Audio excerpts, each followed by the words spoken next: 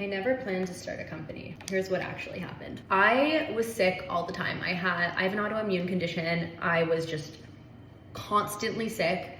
I saw every specialist, every doctor, did every test.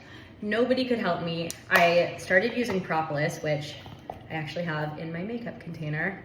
It completely changed my immune system. Propolis is an immunomodulator. It's something the bees make to keep their hive germ-free. And so in the hive, propolis is literally their medicine.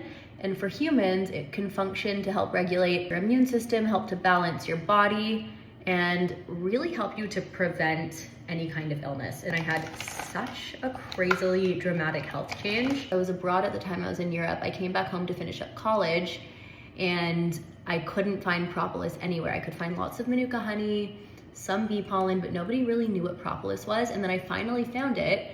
I used it and I had a really extreme allergic reaction. I basically broke out in hives all over my body. I was a TA for my chemistry class, so I brought the propolis I bought for the lab, ran a toxicity panel, and figured out that there was pesticides in it. So that was fucking great. Decided to start beekeeping to basically make sure that my bees weren't exposed to any pesticides and run quality control for myself.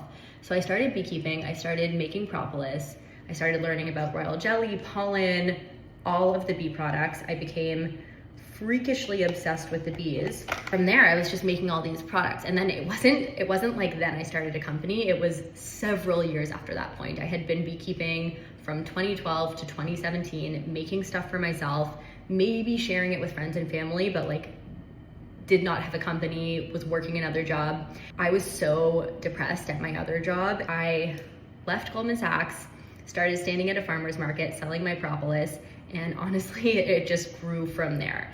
It took many, many years. I started the company in 2017. So for a long time, it was a one-woman show. Then eventually I started to get traction. Eventually people started to use the product and understand the benefits. And eventually I was able to start building a team. At the core of it, I created what I wished had existed for me.